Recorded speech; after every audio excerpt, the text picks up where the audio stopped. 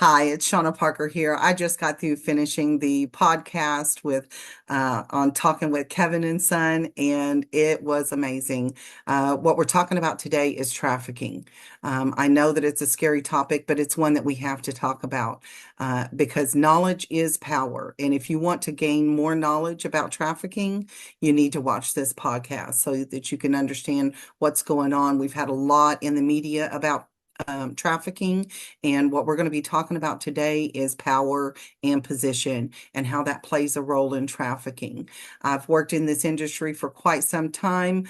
You can reach me at Shauna, SHANNA, at angelsgotowork.com. And you can also go to my website, angelsgotowork.com.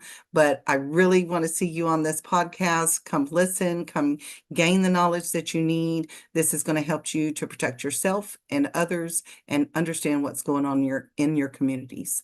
Thanks a lot. Welcome to Talking with Kevin and Son, where truth meets real. We talk life, love, and purpose.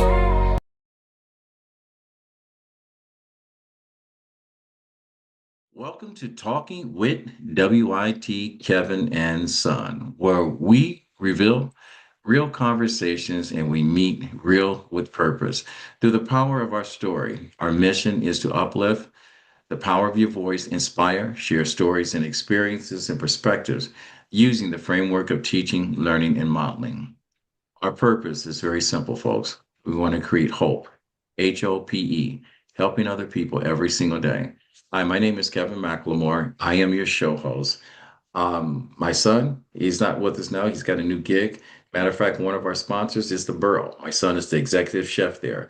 If you get a chance to go down to 149 East Lancaster Avenue in Downingtown, Pennsylvania, why don't you stop in and see my boy Keith and JT, and even had the chef come out, Theo McLemore, and talk about this amazing food. It's fun food on three different levels and a lot of entertainment. But today's episode, all right, we're warming up with this. And I've got to say, if you've got small children, I suggest you grab them, hold their hand, but I want the adults to listen. This episode is about the power of position. It's one of those things of real courage, truth, and responsibility. Our featured guest today, her name is Shanna Parker. She is courageous, she's informed, and she's unwavering. She stands at the intersection of advocacy, education, accountability, and using her voice to expose the hard truth about sex trafficking, the power of abuse, and the system that allows it to exist. Shannon doesn't just speak on this issue, she challenges us to see it and understand it and respond to it. This is not a conversation about gossip or headlines. This is a conversation about responsibility, protection, and action. So let me welcome to our show, Miss Shannon Parker. How you doing, Miss Shannon? I'm doing great, Kevin. How are you doing?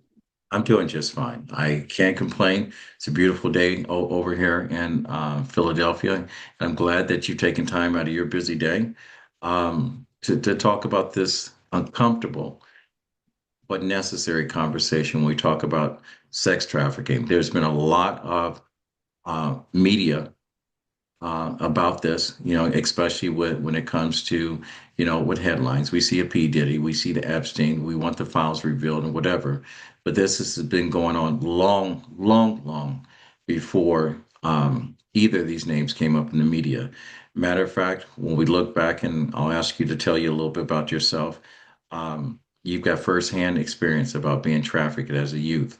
If you don't mind making us bringing us up to par, give us a little bit of your background, tell us how you became such an authority through trial, being thrown in the fire of this, and where you're going with this. So if you don't mind. Absolutely, Kevin. Thanks so much. I, grew up in a very small town along the Mississippi River. I was pretty naive. I ended up moving to the big city. There was sexual abuse happening at home with a stepfather. And at 13 years old, I decided I had had enough. I was going to try it on my own.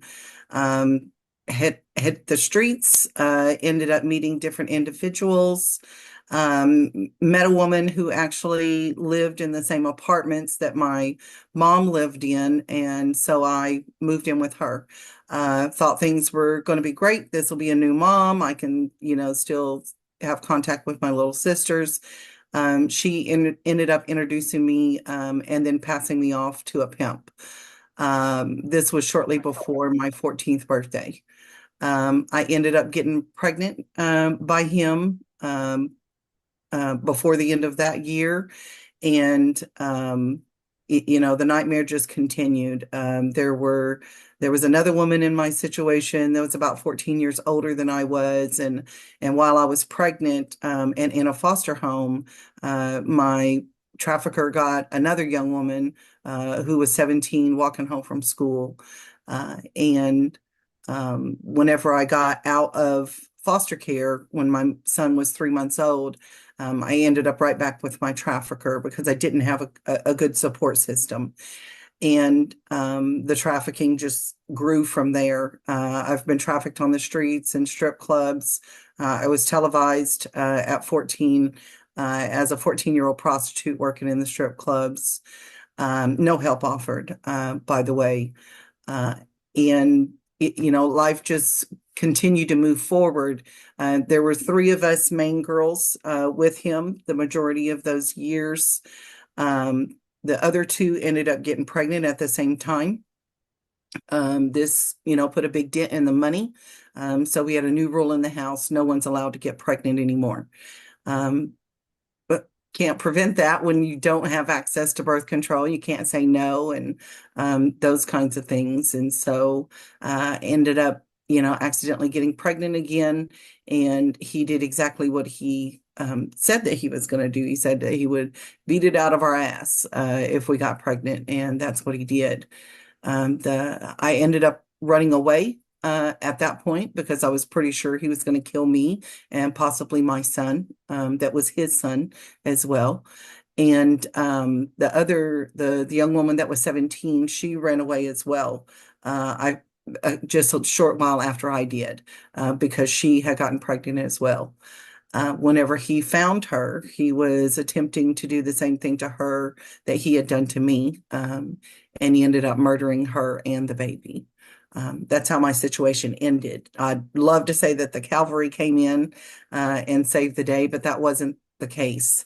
It ended horribly, tragically, with my unborn baby, her unborn baby, and her life being taken. So when my daughter turned 13 years old, it kind of awakened something in me. And our nation was just now really starting to move on trafficking and starting to understand that it's an issue in this country.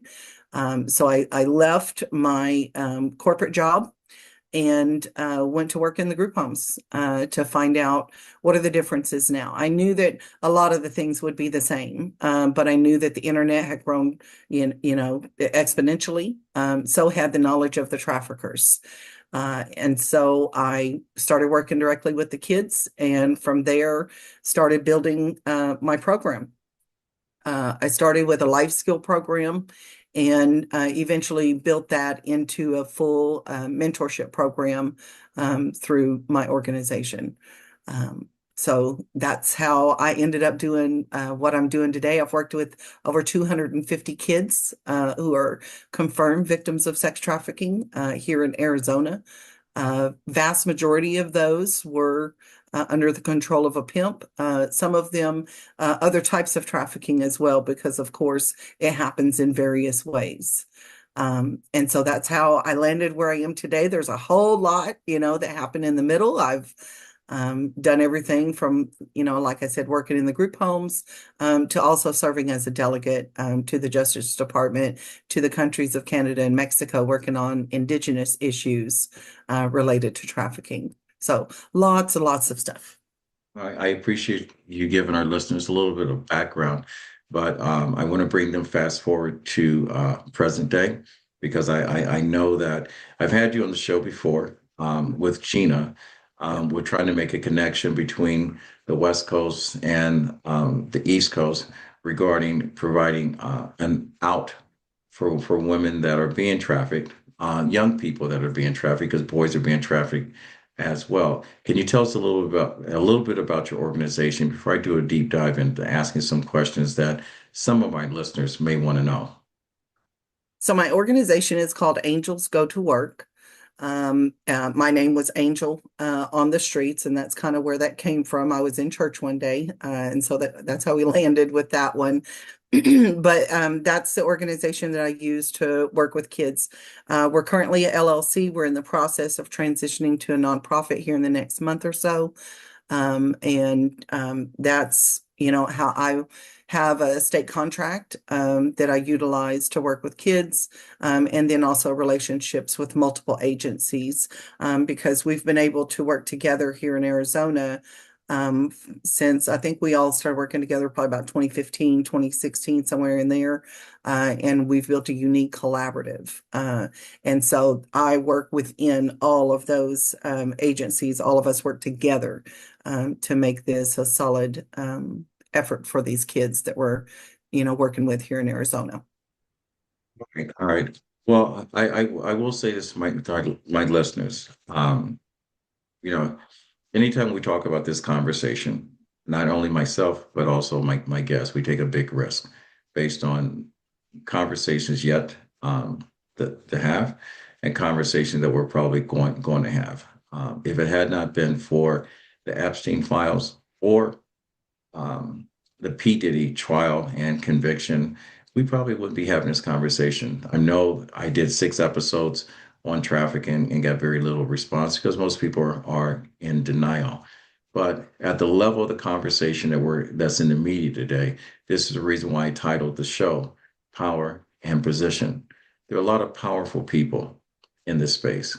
And because of their positions, the reason why it's so difficult to get information and that they have people come forward.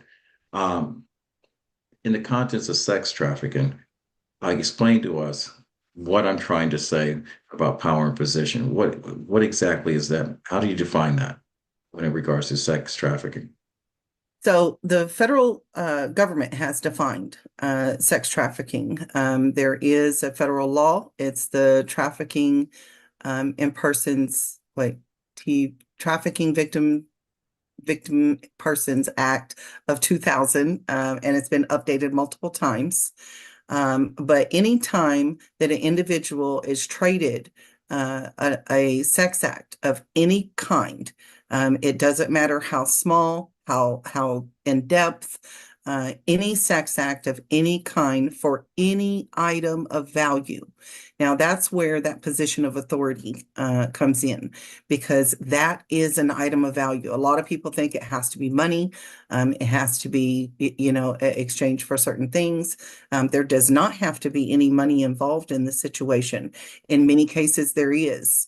But there are a lot of situations where the power of authority is actually the transaction that is taking place in that situation. And that's what we've seen a lot in the Epstein and in the P. Diddy situations, as the documents that we've been able to read online and the information that we've been able to gather looks much more like a position of authority type trafficking rather than this, big money scheme that you'll see sometimes on the lower ends of and not really just the lower ends, because there is billions of dollars being, moved hands here. But it doesn't always have to be money. It can be a position of authority. I know your a little bit more your backstory. Your trafficker is currently serving time in jail. Yes. Um, and I would say that when you look at it and at the scope that we are now discussing it publicly every day, is that wealth, celebrity, all right, and influence, all right.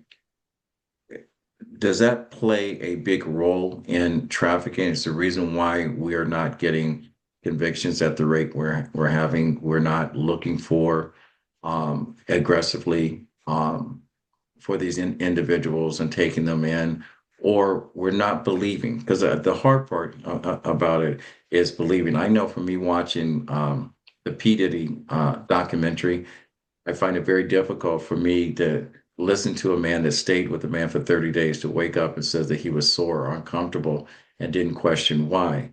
But when you look at the tapes of what he was convicted of versus what he actually did, it's like the jury was said, well, she kept going back and whatever. Um, I also know from talking to people that when you don't have to be a prisoner behind bars in order to be in prison, but in your mind, and this is what these people do. Explain to me, how do we hide behind in plain sight within this industry, this institution, and our society? How do we defend, and why do we decline that any of this conversation even exists, to be real? Why do we do this? So the first thing we have to understand is where there are humans, there is human trafficking. I talk to a lot of people. I've been in other countries, small towns, reservations, um, million-dollar galas. There's no way it could happen here. No way it could happen here. Where there are humans, there is human trafficking. Um, we've had this problem in our society for as long as we've had a society, to be quite frank. And the more power that you have over not only an individual, but a whole situation. Sometimes it's the power of over the whole situation rather than just that individual. And it's that influence that for, the example that you gave, the man that stayed there for 30 days and uncomfortable, but unsure why. I'm sure that he had some inclinations, right, of what was going on, but he also had to weigh out, what am I going to look like after this? Okay. If I disclose that I'm on the other side of this, what does that mean for me? Okay. And do I want that? Will anyone believe me? Will I just get made out to be this liar and then I lose my whole reputation? Not only am I a liar, but then I'm a liar with sexual depravities. And so there's, the decision to take that step or not. And the higher the position of power, the less likely an individual is going to have the courage to be able to step up and say something. For example, in your Epstein situation, in the documents, it literally says that there are 1,000 or more victims in this situation. But whenever you see the ones who have had the courage, and it takes a lot of courage to be able to come out publicly and say, yes, I identify as that individual. It's it's a good handful, but it's only a good handful. So that stigma that comes with the victimization is so powerful. Even on the lower level, it's extremely powerful. So the higher you move up the ladder, the higher the stakes, the higher everything is. And so the less likely an individual is to really speak out until others start doing it, right? For example, in the situation with P. Diddy, once Cassie put her lawsuit out there, then all of a sudden you've seen a plethora of information start to flow out. Information people had known for years and years, but never came out before. Not until someone else has the courage are they able to really stand up and say, okay, yeah, me too. So it's kind of like the Me Too movement in a way. Mhm. Now, I do understand that because no one wants to be the first in, and sometimes people actually think when they're in it that it's only happening to them. Mhm. I know behind you, you have a bunch of awards. I see a engagement ring on your hand. Can you tell us about the awards, and let's talk about your ring? Um, so yes, these are a couple of the awards that I have received over the years. The first award I received was the Hope Award from the Florence Crittenton Center, which is Florence Creighton has been an organization for I think about 120 years now, working with girls.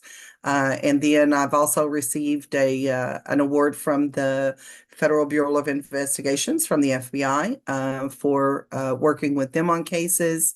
Last year, I received an award from the state of Arizona, the Attorney General's office. I received a Distinguished Service Award for Innovative Services, which is the intervention specialist services that I have put together here in Arizona, and also the work that I've done, through the collaborative. I was given an award by the Arizona Anti-Trafficking Network, the Game Changer Award, for the work that I've done here in Arizona, as well as another award from Southwest Network, which was one of the behavioral health agencies that I had partnered with for years. So lots of people are starting to recognize, that this work is really necessary. It's been really an honor. I've told one of my friends recently, it just feels weird, to grow up for so many years, in abuse and, just being used to treated that way, to have that recognition that the work that you're doing is important, and it is valuable.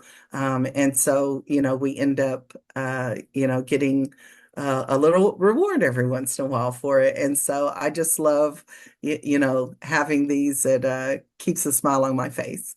And the ring, not an engagement ring. My husband passed 5 years ago. Sorry. But this is a very, very important ring. It actually, so I had gone on a retreat, a survivor retreat that Teresa Flores put together. She runs the Soap Project.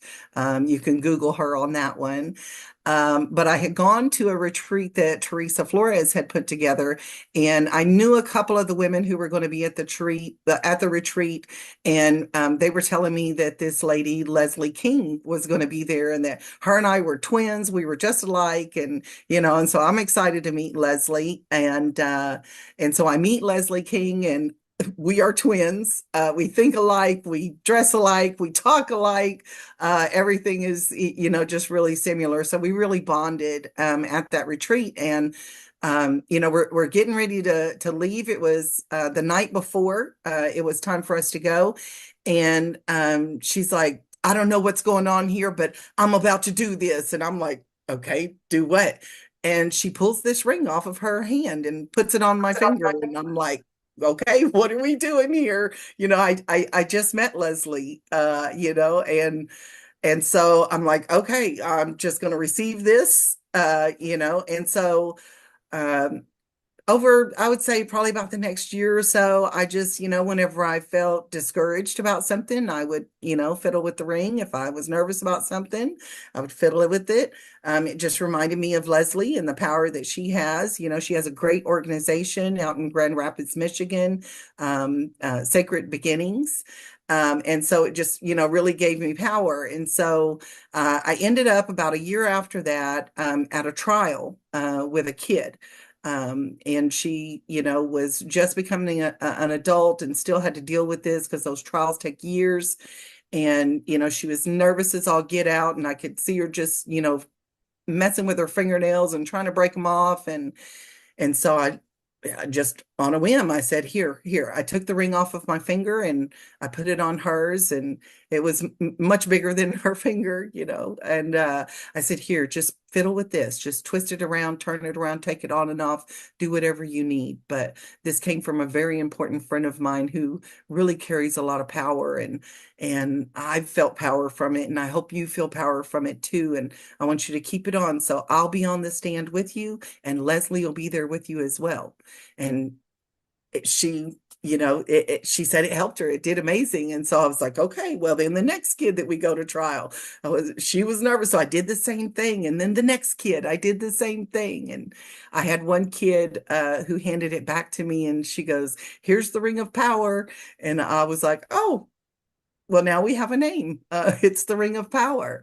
The Ring of Power has been on um, young women's hands, young girls' hands. Let me say that the correct way, because the media will sometimes say young women, and they are girls. It's been on young girls' hands for a little over 1,200 years worth of sentences against traffickers. So a lot of power in this ring, thanks to my friend Leslie King. And thank you for sharing that story. And I want to address something. In setting up in preparation for this, a friend of mine or associate had asked me, he goes, "Why are you really doing this interview, Kevin?" And I explained to him why I did the interview. And he goes, "Well, why are you really doing this interview?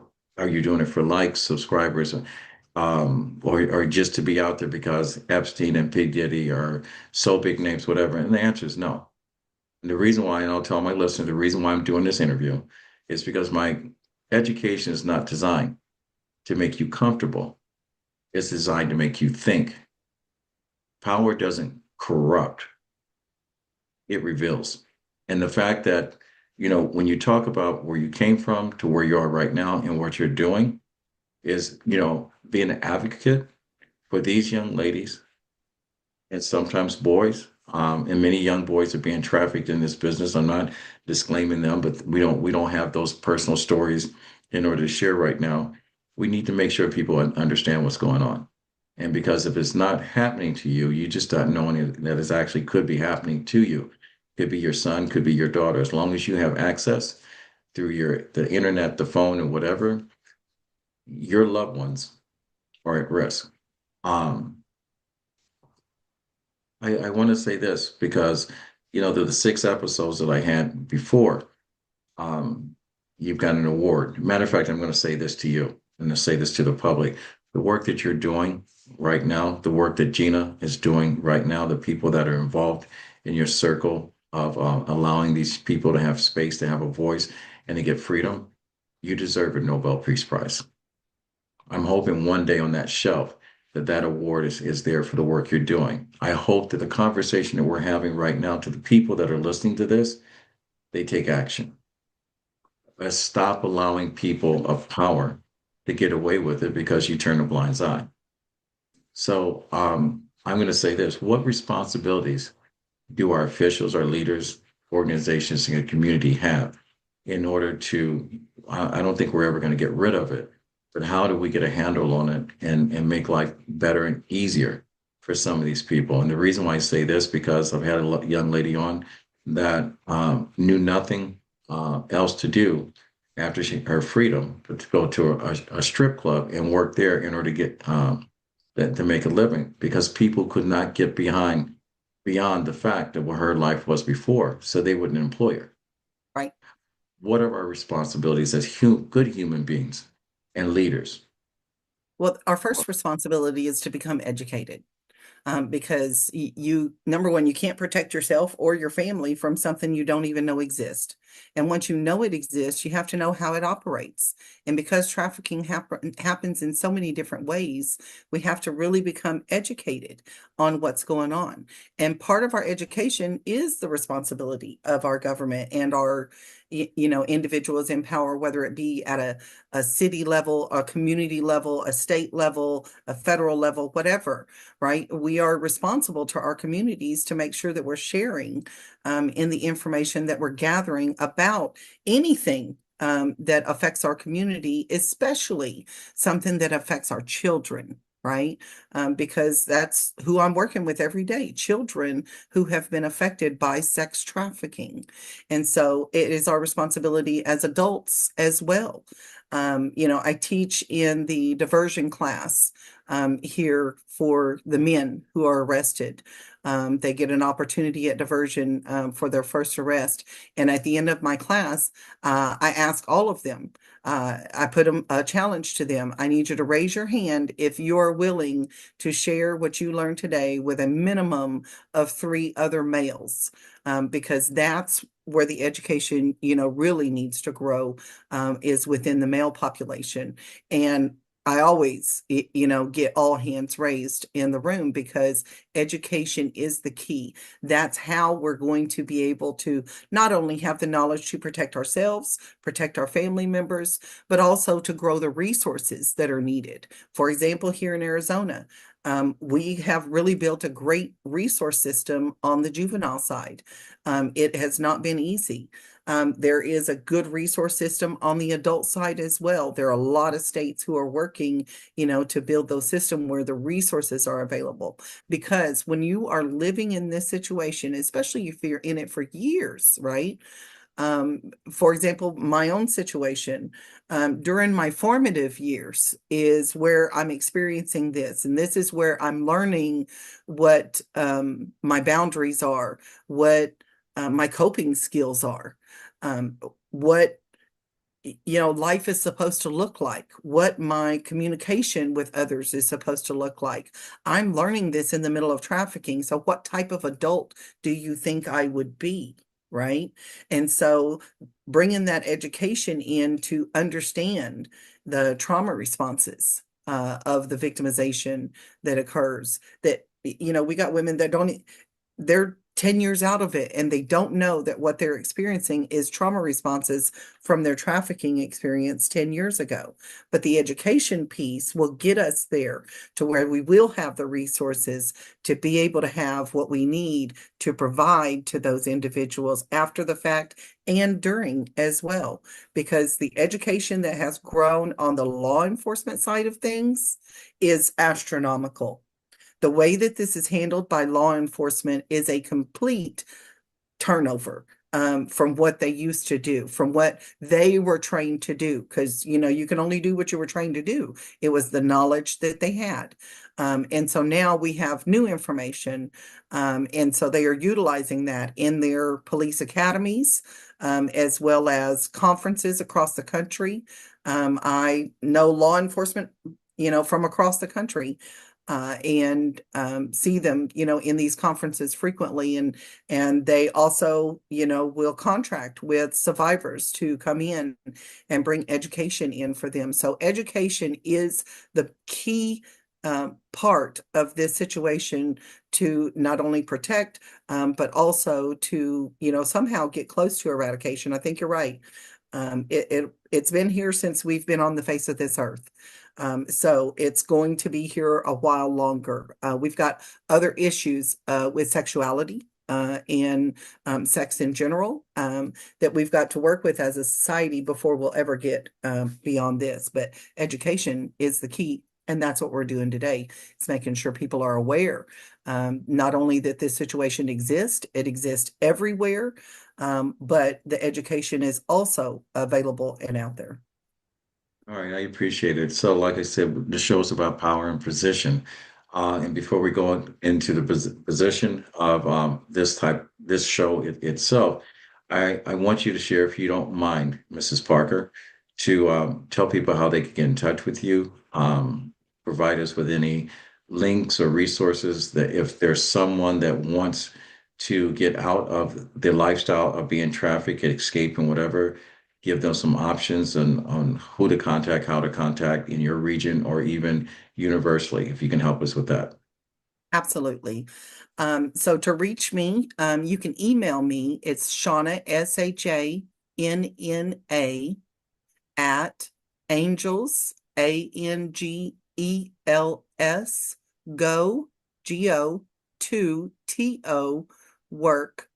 So angels go to work, ANGELS, GOTO WORK.com.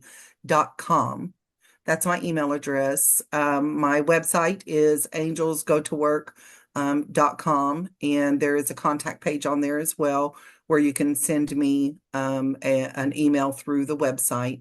But if you are experiencing trafficking and you need help, or you think you might know someone who needs help, we have a national hotline. The number is 1-888-3737-888. We say it that way, it's a little easier to remember that way. So 888-3737 888. That is our national hotline. The national hotline is connected to all 50 states. And so if you call the hotline, you can call them for information and or help. And so if you call the hotline, they can direct you to someone directly in your city. But if you feel like you are in an emergent situation and you are experiencing trafficking, or you believe you are seeing a trafficking situation, it is always okay to call 911 and get a police officer, a patrol officer there so that they can help you to see if, that's really what's going on. All right, and thank you.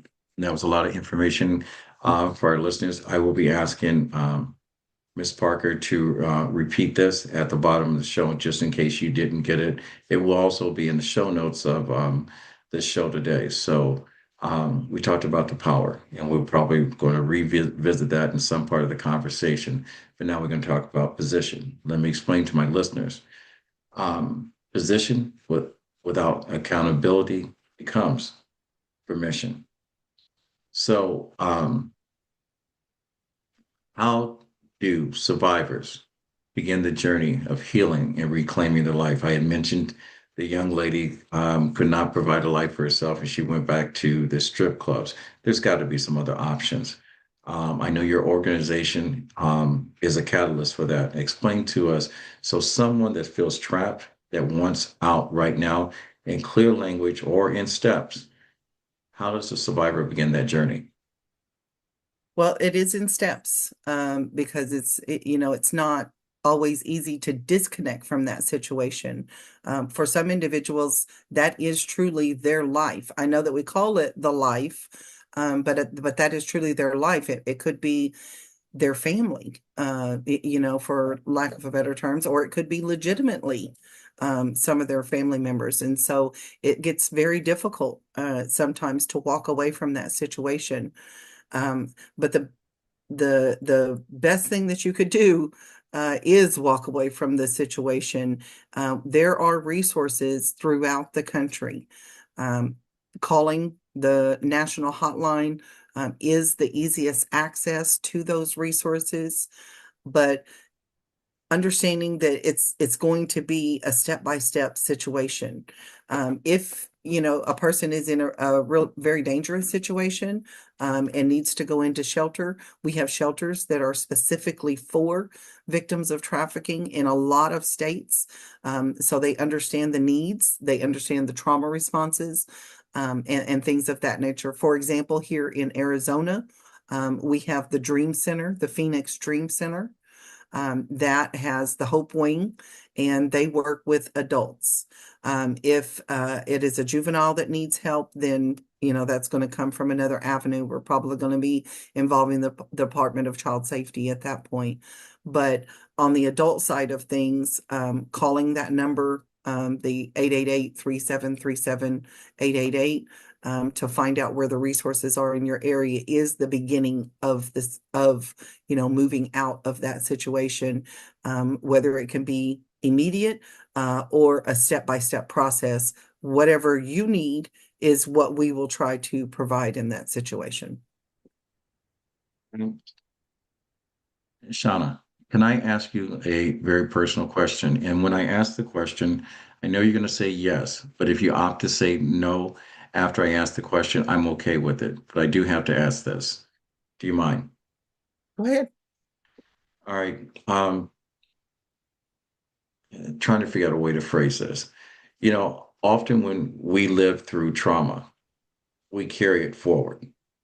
We lose a loved one, we lose a job, we have a breakup, we get our heart broken, we get betrayed, and we seem not to get over it. You have moved on in your life, but in your present life right now, you have to retell your story over and over and over and over again, and then you're constantly protecting people that have lived your life. You have a child, I think one. You've been married, and then four children. Okay, thank you. It's not in my notes. You've been married. You have lost that loved one. How do you go from abuse? How do you deal with abuse, living the life you're living, and then discovering real intimacy and love. I know I'm not asking you how do you have sex with a regular person. I'm asking a question much deeper than that because I know of discovering a deception in a personal relationship. People have often asking, how did you just get over it real quick? And my first answer was, she made a choice that I didn't agree with, and I made a choice not to stay in that space. But your life, that plays over and over again. How do you find love? Well, moving forward in this situation is it's day by day. It is truly day by day because the you're learning all the time. And I'm thinking back to my probably late 20s when I started to identify that I had some behavior traits that didn't serve me well. And started trying to figure out, where did I get these behavior traits from? And that's whenever I started, becoming more interested in my own thoughts and, my self-interest. And my children were getting older. They weren't babies anymore. And so, I wanted to set a different example for my kids.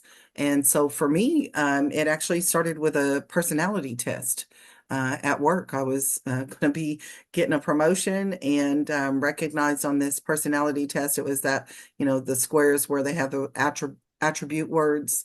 And I started first of all, I didn't know some of the words, because missing most of high school being trafficked, wasn't, real great on some of the bigger words.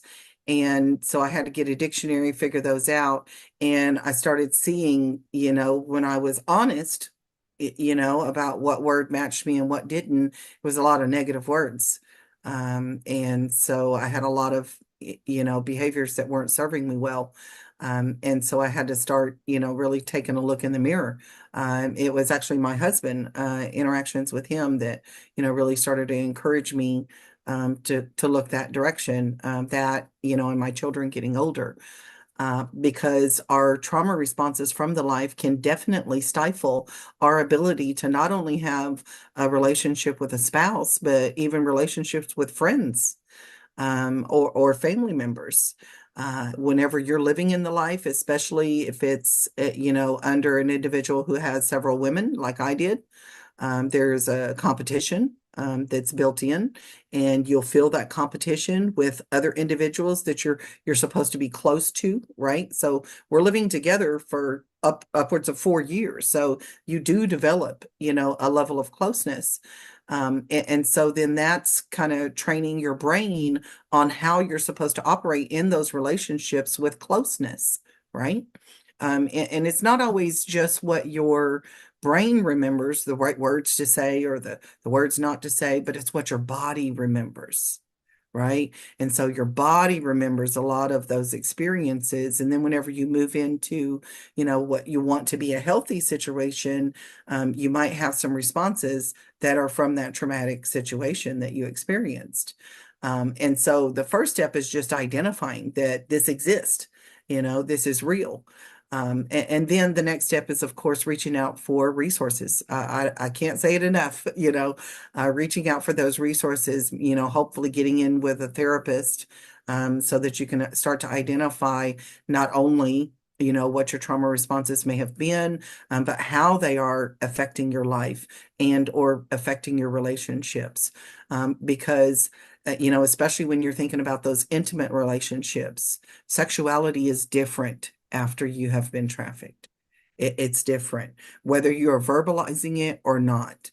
How you are internalizing it, it quite often is, I mean, after working with so many, victims of sex trafficking, not only on the juvenile side, but also on the adult side of things, it absolutely affects your ability to have a healthy intimacy. And in various ways, I've said this across the country about trafficking. Trafficking is multifaceted and multi-layered all at the same time. So there is no one size fits all. And so that's why the resources also have to be multi-layered and multifaceted. That's why our knowledge has to be multi-layered and multifaceted. And so once you start to move into those intimate type relationships, there it's good to have some kind of support system, whether it's a best friend, that you're talking to, or, a full-on therapist. I got extremely lucky. My husband, he was a college student. He's a little bit younger than me. He was a college student when I met him, football player. He has a degree in psychology and criminal psychology. So I was the girl, because former criminal, if you will. But he helped me identify a lot of things, and chase down a lot of those, situations that I really had to face in the mirror and figure out how to back out of, thinking this type of way. And it's not an overnight situation. It takes a lot of time and repetition to rebuild and reclaim your space, so that it's moving in a healthy direction instead of continuing to move in a destructive direction. It is amazing when you have someone that loves you beyond the physical aspects of it. When he loves your heart, he loves your presence. Mhm. Um, and I am happy that you experience that because many people don't do it. Many people don't get a chance to have that level of love, even in what we quote unquote normal relationships or everyday relationships. But My husband, I Colonel know Parker, loved the ground I walked on and chose me every day. The four children I have are not with him. We didn't have any children together. He has two sons, and I had my four kids. And so to continue that for 26 years, that's a daily choice. I am very happy for you. What role does faith, resilience, or purpose play in the work that you're doing today? Faith is a big word for me. I actually I had an early partner with Sue Vickery. She has an org called The Power of One, and she allowed me to choose one of her first 12 words when she was sparking off her situation, and it was faith. That I chose because, faith is believing in those things that you can't see.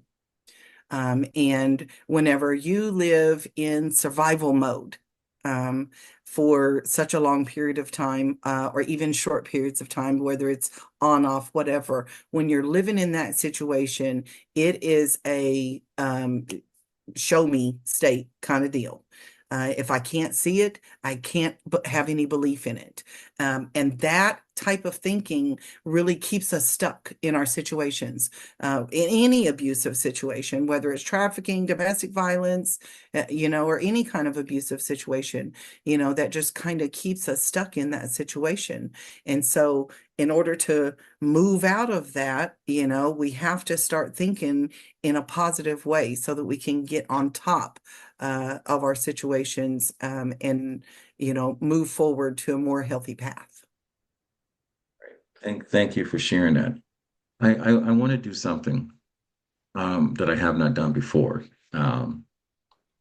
especially on this topic. I want to speak directly to, or have you speak directly to someone that is listening to this podcast has been shared with someone that they either assume is being trafficked or is actually being trafficked and is looking for an option.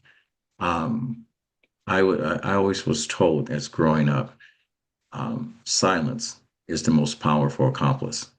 This was something that was said to me when my mother marched with Dr. King during the civil rights movement. I know in this world of sex trafficking, the questions that were asked of me before as to why I'm doing this and do I understand the risk of what could happen, my show getting canceled or whatever, someone being offended, coming after me or whatever, and you experience the same thing in your world. A lot of people will say that you're brave. But when I look at you, I'm talking about your courage stance at full flag, risen all the way to the top and it's flowing in the wind. Because for someone that's lived this life, that has to revisit this life in every conversation that you have with every person that you touch, trying to give other people the courage to make that transition to what we believe is a normal life. I don't know what normal actually is, but I said it before, you deserve a Nobel Peace Prize for what you are doing. Um, I want you to speak before we end the show to a young lady and provide her with hope, an option, a conversation to let them know that they're safe. They don't have to accept this life. To look at her trafficker as not someone that she's been psychologically abused, to think this is a normal life, to let her know there's a better life. I'm going to turn over the mic to you and speak directly personally to some young lady or some young man or some young person that's having trouble identifying what their sexuality is. And this trafficking is not about sex; it's about power Oh and yeah. control. I will tell you that there's nothing intimate about being trafficked, no matter if it's male, female, young, old, or whatever the case may be. It's strictly about power over another human being. So I just want to make that clear and have people remember. Remember what I said, education is not designed to make you comfortable, it's designed to make you think. Now, Shannon Parker, I want to make them uncomfortable and I want them to think before we end the show. If I was talking to a young woman right now, or a young man, I would say, number one, we got you. We got you. We have a lot of, people on the other side now who really are starting to understand what's going on, and some of them really, really get it now. And so we don't experience the same kind of pushback that we used to get in the past. We don't experience the same kind of judgment that we used to experience in the past. We got people who are trauma informed, and they know what you've been through, and they know what you need as immediate needs, right? And they'll listen to what you feel like you need as well. But you got to be the one to reach out. You've got to be the one to take the first step. And that first step can just be a phone call. One phone call is all it takes.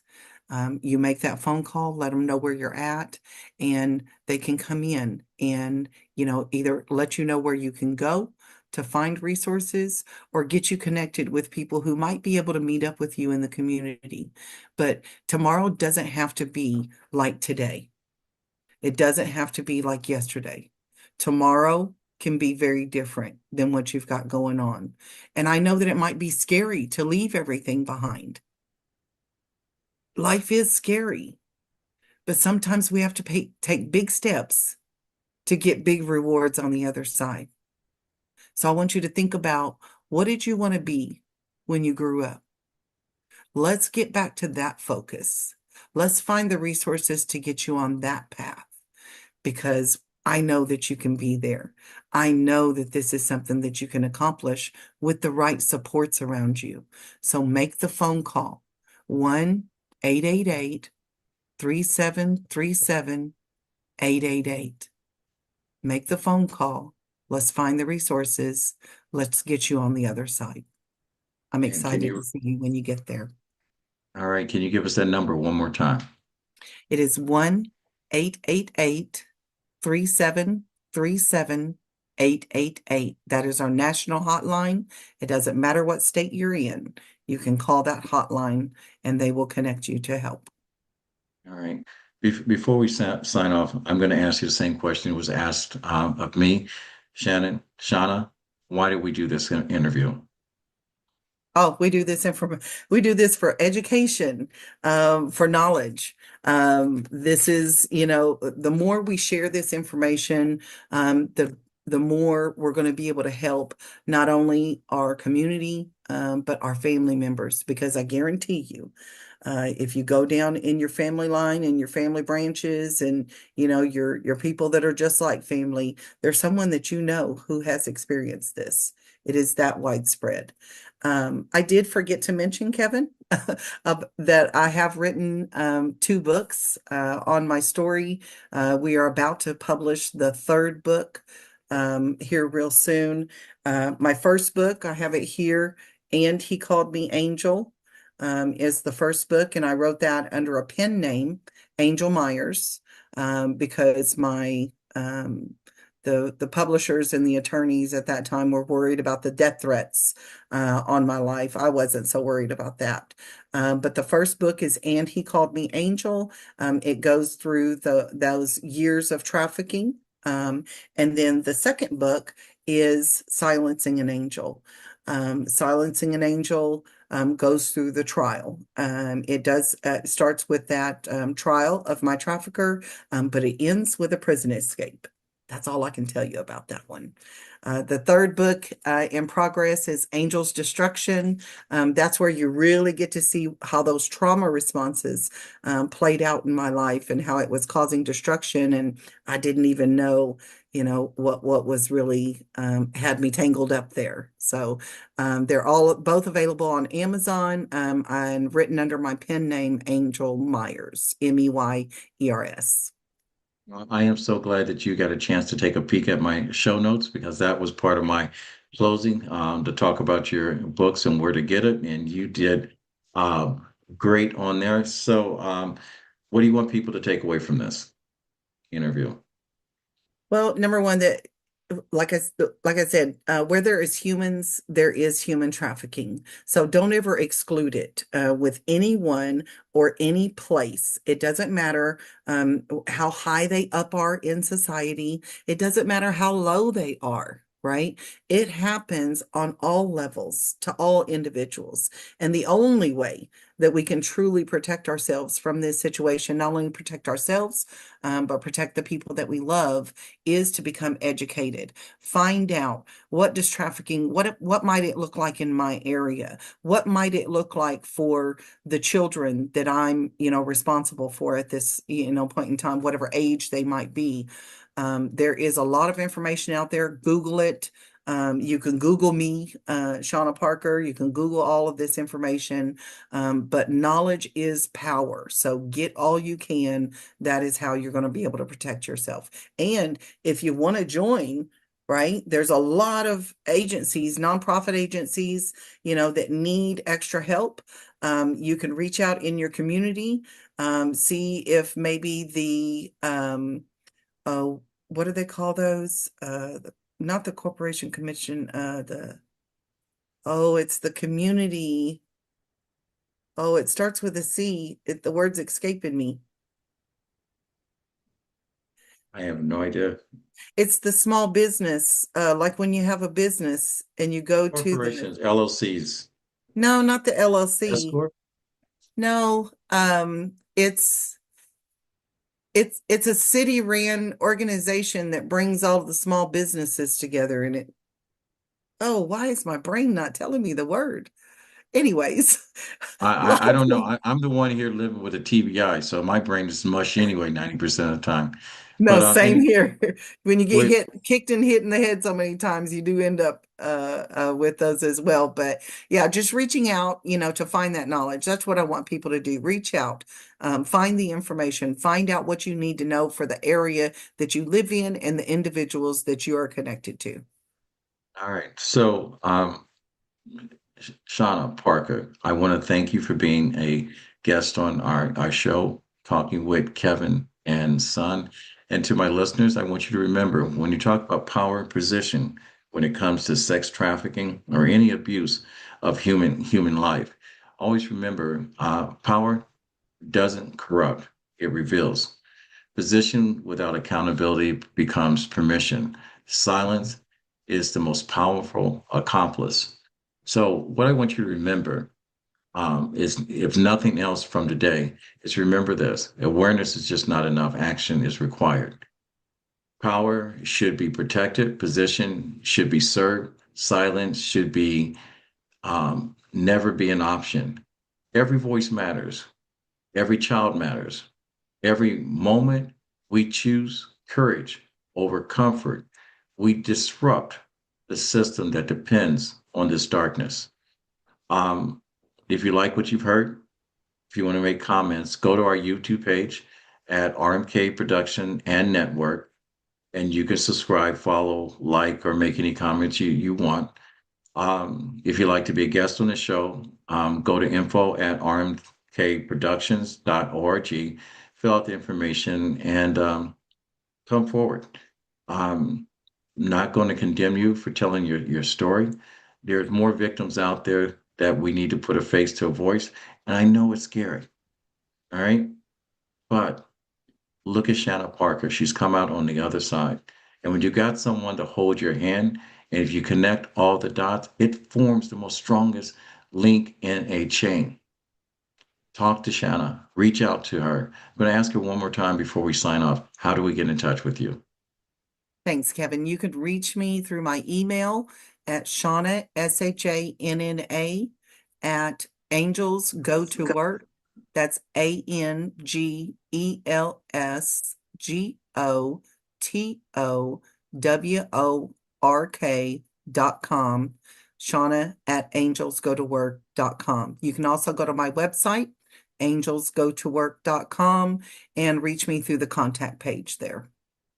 All right, Shauna, I want to thank you. My grandfather always said, when you get to a point in life that you can help someone else out, he said it was your duty to do so. He said, reach one, teach one. And with that said, we'll fade to black and we're out. Yeah.